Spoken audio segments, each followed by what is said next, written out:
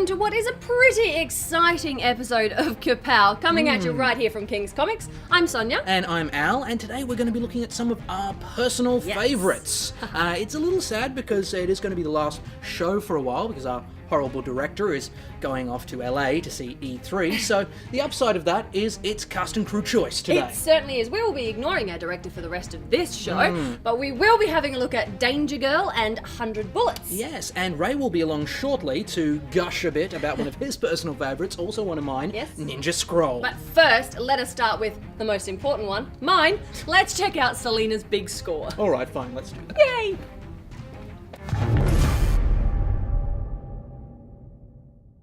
Now, it cannot be unknown to anyone who's watched episodes of Kapow that I am a massive Catwoman fan. Yeah, you don't exactly make it a secret. I certainly do not, and why should I? She's awesome. Yeah, well, I agree with you, and mostly because I like all of my blood where it is. That's a very, very good thing there, sir. Okay, so as we're doing cast and crew favourites today, I thought I would share with you my favourite Catwoman story, which is Selina's Big Score. Written and art by Darwin Cook, with inks by Matt Hollingsworth. To me, this is the best Catwoman tale. No pun intended there. Sorry, Really? I had to. But you're right, Really? it does have everything that you need for a Catwoman story. It does. I mean, it's got a multi-million-dollar heist, it's got a tortured romance, it's got guns, bad guys, badder guys, and of course, my personal favourite, Slam Bradley. I love Slam Bradley's How character. can you not? He's like a film noir gem. He really is. Now, Selina's big score revolves around Selina coming back to Gotham after her faked death. She has no money, she has no resources, and as the title suggests, she needs a big score to put herself back on top. Yeah. Back in Gotham, who's the best person to steal from? I don't know, maybe Gotham's own mobsters, the Falcones. Yeah, stealing from the mob. What could possibly go wrong? No, and if that wasn't simple enough, Selina's decided that it's going to be a train heist. Let's go for points for difficulty there. Seriously. Now, we have seen Cook's work before with Catwoman, with Brubaker's kind of what was a reboot of the Catwoman character in, what was it, Dark End of the Street. Yeah. Now, it was kind of the same kind of art style in that as well. The art in this. Okay, go on. Darwin Cook's art. I don't even know where to begin. Pick I one love thing. his style. One thing. Go. One thing that I love about Darwin Cook's art is the way that he uses colour in each chapter of this.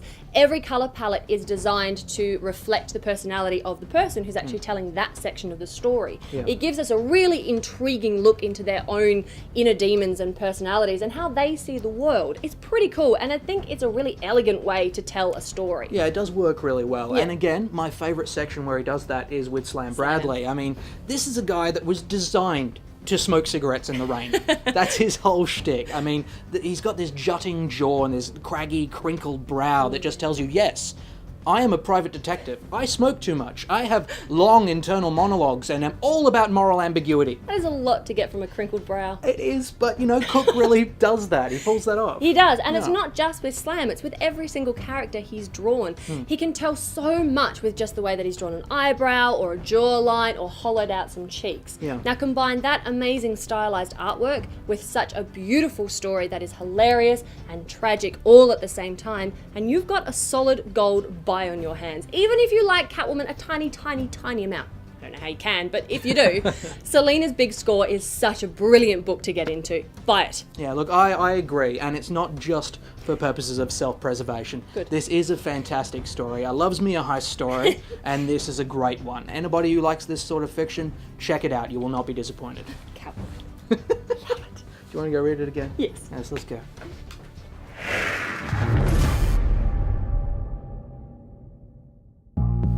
Since we're doing a cast and crew favourite on Kapow this week, we thought we'd take a look at our director's favourite, Danger Girl, written by Andy Hartnell with art by J. Scott Campbell.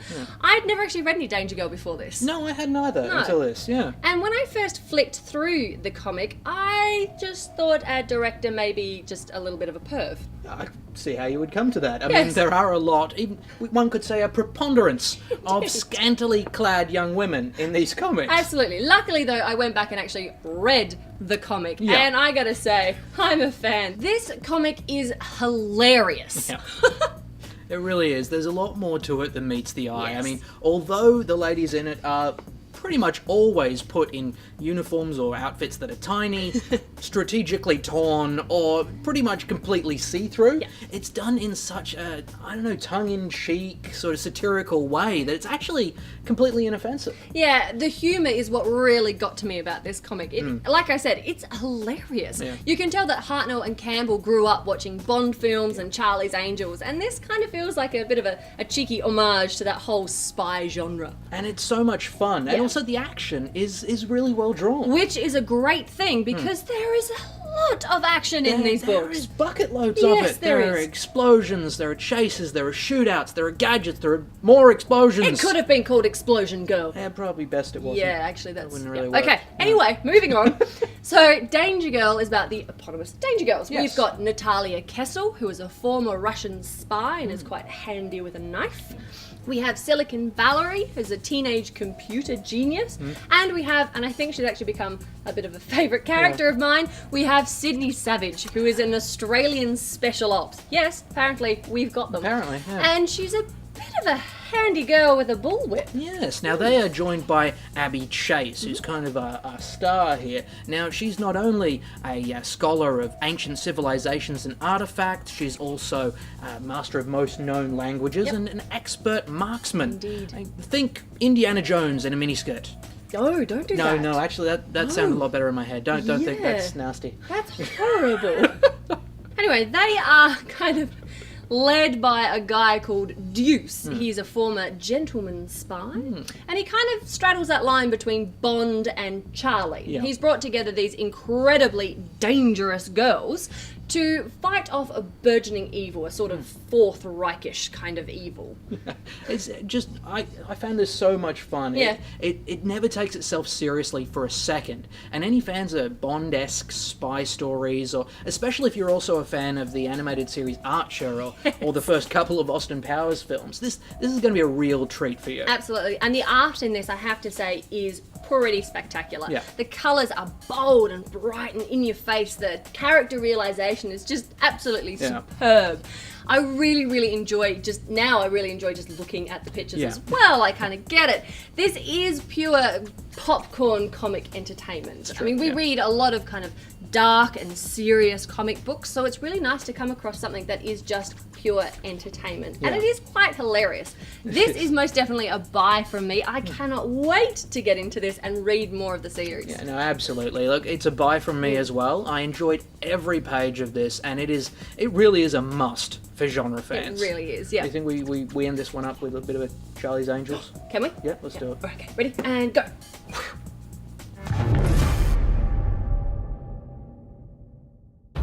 So, Ray, this is slightly different to last week's review. Yeah. Just a little bit of a departure there. That's right, from something sweet and innocent to something violent and bloody. Indeed, but it is cast and crew favourites, and this is what you have chosen. So please, Ray, tell us about Ninja Scroll. Ninja Scroll. Okay, well, this was a very tough decision. I didn't choose it based on it being my ultimate favourite. I chose it on nostalgic purposes, really, because, well, when I was growing up, many moons ago, in the country, there wasn't a comic book shop or a video store anywhere nearby. I know, the horror. So I was sitting there Saturday night flicking through the channels, and I arrived at this.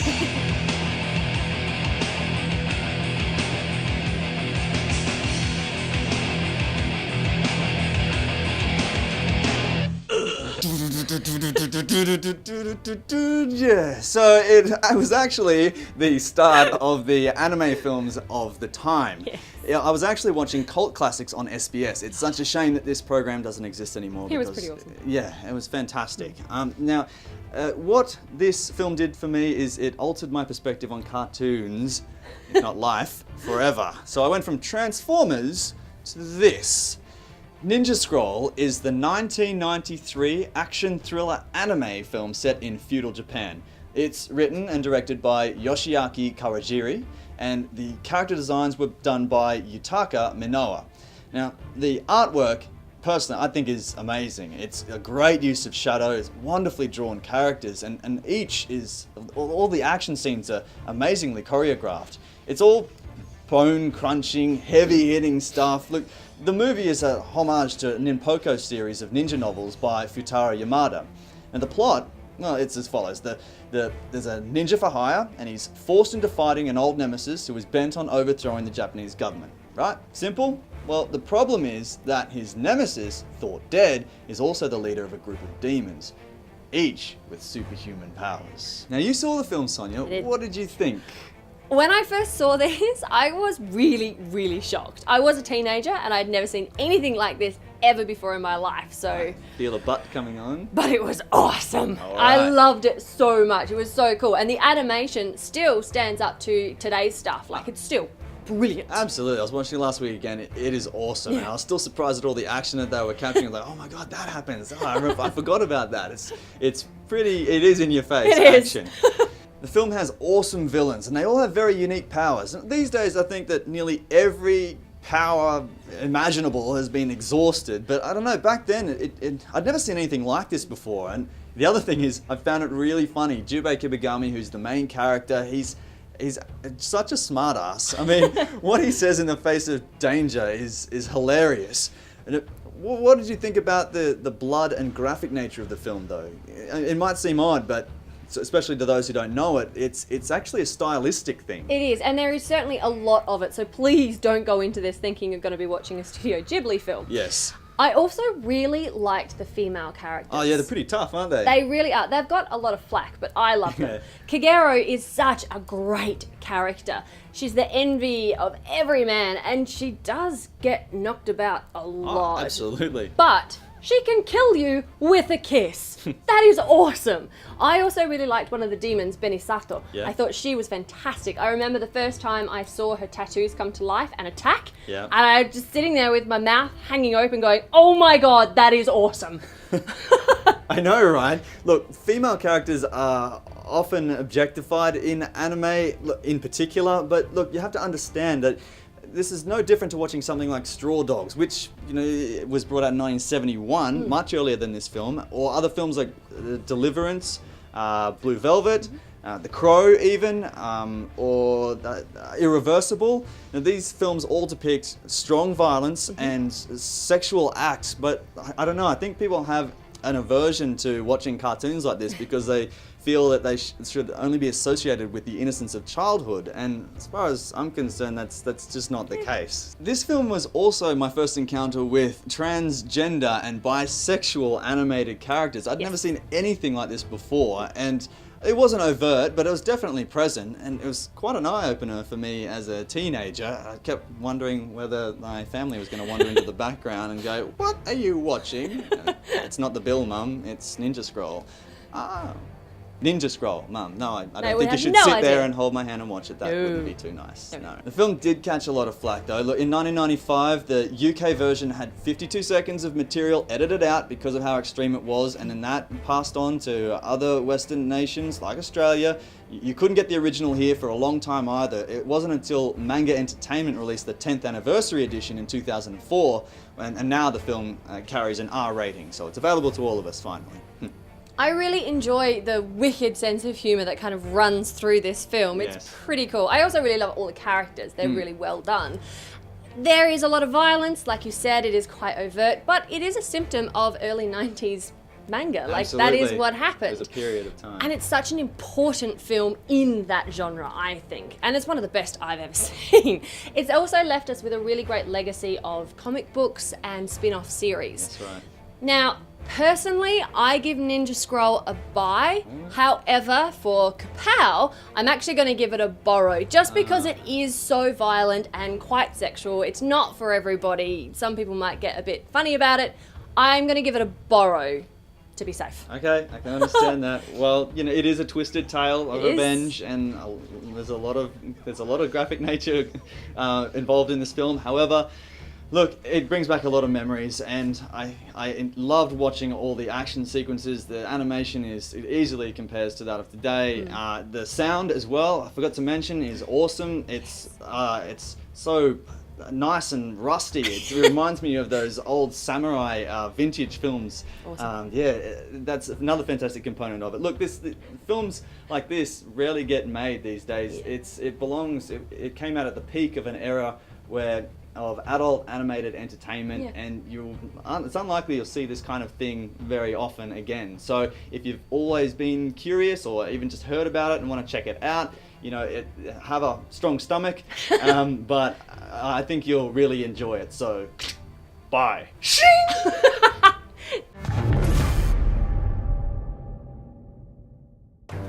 Okay, now I've got to admit, I really agonized over what I was going to pick when I found out we were doing a cast and crew personal favorites for this episode. I mean, was I going to do Powers? Was I going to do Hellblazer? Was I going to do Cowboy Ninja Viking? They're all up there, but in the end, it had to be 100 Bullets. Yeah. Brian Azzarello and Eduardo Risso's multi-award winning series. It's always going to be in my top 5. Absolutely. Always. But then I told him that he couldn't review the entire series. He had to choose one story arc. And my agony began again. So in the end, I decided to go with Wylie Runs the Voodoo Down, which collects from issue 51 to 58, and was actually the first story arc of 100 Bullets that I read. In the middle there. Started in the middle, then jumped back to the start. And it focuses on my favourite character from 100 Bullets, Wylie Times. That's right. Now, 100 Bullets is a massive story arc, and it starts with a really interesting hook. Yeah. So picture this. A man appears to you with a briefcase. In that briefcase is proof that someone has ruined your life. Along with that evidence, we have a gun and 100 rounds of ammunition. If any of that ammunition shows up in a murder investigation, that investigation will be dropped. You have carte blanche to murder anyone. What do you do? Now, 100 Bullets spends almost as much time on moral conundrums like that as it does on, people getting their heads shot off. It's true. But Agent Graves, the man with the briefcase, is really just the tip of the iceberg. Now, in this story, we come in with Wylie having received his briefcase from Graves, and he's on his way, actually he's gone to New Orleans in order to find out the secrets of his past. Okay, but before you start running off with this story, why don't you tell our lovely viewers why 100 Bullets is your favourite? Okay, well, look, I do love that it's such a massive, branching, intricate story that's told within these contained storylines. There's so much going on in every episode. There are even these mini-stories told within the stories. yeah. I mean, there's things going on in the background that actually tell whole little storylines out while things are going on in the foreground. Risso can do in one panel what would take another artist a whole comic. Yeah, the artwork in 100 Bullets is pretty spectacular. Yeah. Risso's work in this, he's just done this wonderful job of creating a dark, kind of multi-level New Orleans that really kind of gets into your soul a little bit, and his character work is superb. Yeah, but it's interesting. He jumps back and forward between realistic character models and actually some guys that look more like maybe Picasso could have drawn. Well, exactly. I mean, you just take Wylie and Gabe. Yeah. Wylie is a very naturalistic looking character. He just looks like a regular kind of dude, whereas Gabe looks like he's almost mutated. Yeah, it's true. It's pretty cool. Yeah, but what about the story? Okay, I mean, we talked about the art. What did you think of the story? This is pretty violent stuff. I wasn't sure how you'd react to that. It is pretty violent, but I never feel like the story's dwelling on it or wallowing in this kind of gory violence. It's all there for a reason. I mean, there is that one part. Yeah. I know the bit you're talking about. We will say it features a bear trap. Yeah. The thing is, though, it's not the actual violence of that moment that shocked me the most. No. It was the implications of it, and people who've read it will know what I'm talking about. Azzarello he does tell this compelling story that you really care about these characters. You do. Gets his hooks in. But that's the thing, and that is the beauty of Azzarello's writing. He always does that kind of thing. I mean, with 100 Bullets, you kind of get this wonderful view into Wylie and his connection with the Trust, the shadowy group of bad people, really. And also, you get a look into the circumstances that have landed Wylie in New Orleans. But then once his story's finished, you can still see how that connects to this much larger story that kind of spans the entire of 100 Bullets. Yeah, and it rolls on from there, and that really is the genius of 100 Bullets in a nutshell. It's such a massive conspiracy, but you don't feel like the plot is being withheld. No. You just see that there's this storyline that's part of this grander scheme. Yeah, now I kind of feel like we've only just barely scratched the surface of the plot of 100 Bullets, but Yeah. it's so huge. It is massive. But the other thing about it that I also love is that they knew when to finish. Yes. It went for exactly 100 issues, and then it stopped. Absolutely. I love when that happens. So Yeah. obviously, Al, you're giving this one a buy? Yeah, obviously this is a buy from me. If you like anything in this area of crime fiction, do not go past this one. This is a brilliant, brilliant book, and it will always be one of my personal favourites. Yeah, I will say it's actually a buy from me as well. Like I said, it's not usually my kind of thing, but I really love the characterization. The artwork is pretty phenomenal, Yes, it and the is. story is really gripping. 100 Bullets, it deserves every award that it's been awarded. Yeah. Check this one out. Do it.